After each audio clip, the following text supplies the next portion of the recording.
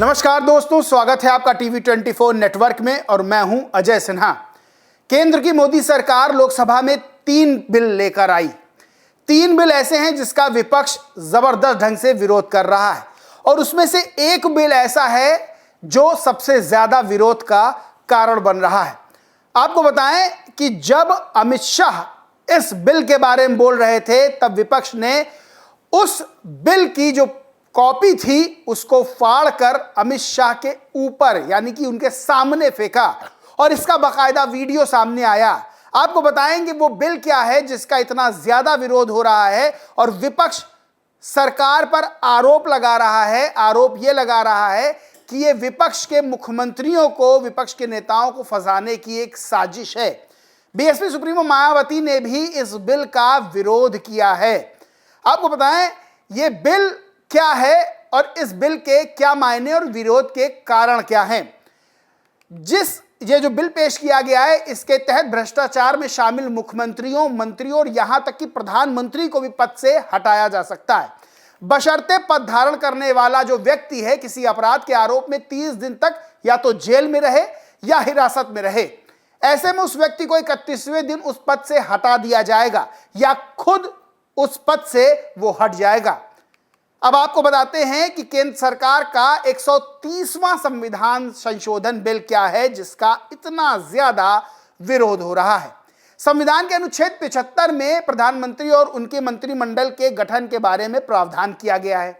अब नए संशोधन के मुताबिक अगर कोई मंत्री लगातार 30 दिन तक गंभीर अपराध, 5 वर्ष या उससे अधिक की सजा वाले अपराध के आरोप में जेल में है तो राष्ट्रपति प्रधानमंत्री की सलाह पर उसे पद से हटा देंगे। यदि प्रधानमंत्री सलाह नहीं देते तो 31वें दिन वे मंत्री अपने आप पद से हटा हुआ मान लिया जाएगा। अगर प्रधानमंत्री खुद कार्यकाल के दौरान 30 दिन लगातार ऐसे आरोप में जेल में रहे हों तो 31वें दिन उनका खुद का इस्तीफा उनको देना होगा। यदि इस्तीफा नहीं दिया तो उनका पद खुद समाप्त मान लिया जाएगा। अब सोचिए ये बिल कितना गंभीर है। वहीं आपको बताएं संविधान का अनुच्छेद 164 राज्यों के मुख्यमंत्रियों, मंत्रिमंडल से संबंधित है। नए संशोधन के तहत अगर किसी राज्य का मंत्री 30 दिन तक जेल में या हिरासत में है तो राज्यपाल मुख्यमंत्री की सलाह पर उसे पद से हटा देंगे। यदि सलाह नहीं दी जाती तो 31वें दिन मंत्री का पद अपने आप समाप्त हो जाएगा। ऐसे ही अगर मुख्यमंत्री खुद 30 दिन तक जेल में रहते हैं तो उन्हें 31वें दिन तक पद से इस्तीफा देना होगा, अन्यथा उनका पद स्वतः समाप्त हो जाएगा। यानी कि जो केंद्र में रूल लागू होगा वही राज्यों में भी रूल लागू किया जाएगा। अब इस संशोधन में भ्रष्टाचार या मनी लॉन्ड्रिंग के मामले में 5 साल से ज्यादा का सजा का प्रावधान होना है।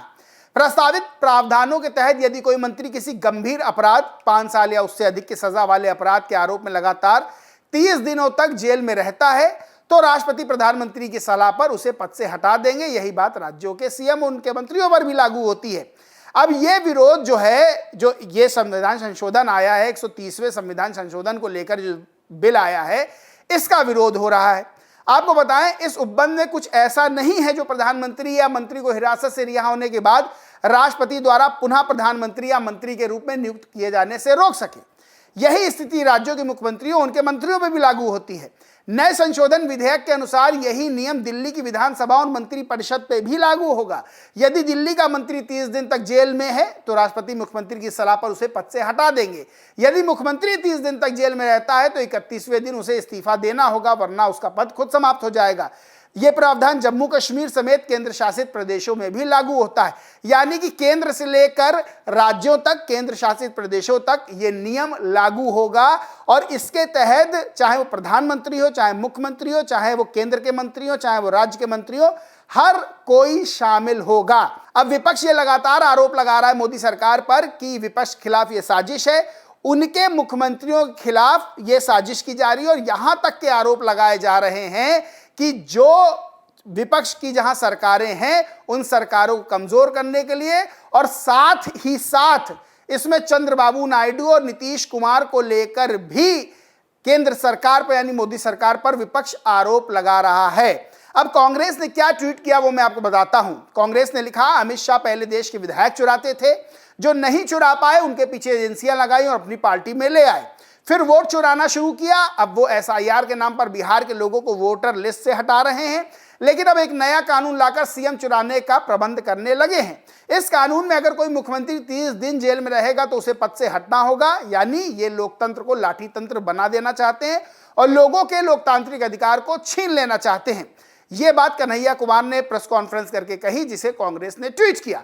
अब बीएसपी सुप्रीमो मायावती ने क्या लिखा? बीएसपी सुप्रीमो मायावती ने लिखा, केंद्र सरकार द्वारा कल संसद में भारी हंगामे के बीच लाया गया 130वां संविधान संशोधन बिल देश में पिछले कुछ वर्षों से चल रहे राजनीतिक हालात में स्पष्टता लोकतंत्र को कमजोर करने वाला लगता है और इसका सत्ताधारी पार्टियां अपने अपने लाभ, स्वार्थ व द्वेष से ज्यादातर इसका दुरुपयोग ही करेंगी। ऐसी जनता को आशंका, अतः इस बिल से हमारी पार्टी कतई भी सहमत नहीं है। सरकार इसे देश के लोकतंत्र और संविधान के हित में जरूर पुनर्विचार करे तो उचित होगा। यानी सीधा सीधा है, जो बिल लाया गया है इसका संसद में तो विरोध हुआ ही हुआ है।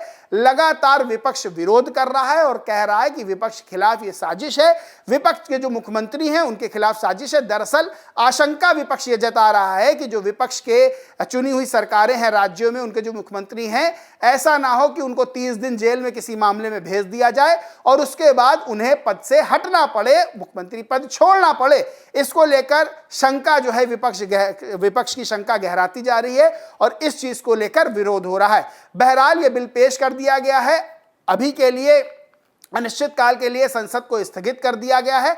आगे देखते हैं इस मामले में क्या होगा। बहरहाल दोस्तों, इस पूरे मामले पर आप क्या सोचते हैं, क्या मानते हैं, कमेंट करके जरूर बताएं। वीडियो अच्छा लगा हो तो लाइक करें, खूब शेयर करें। चैनल को सब्सक्राइब नहीं किया तो सब्सक्राइब करके बेल आइकन जरूर दबा लें। धन्यवाद।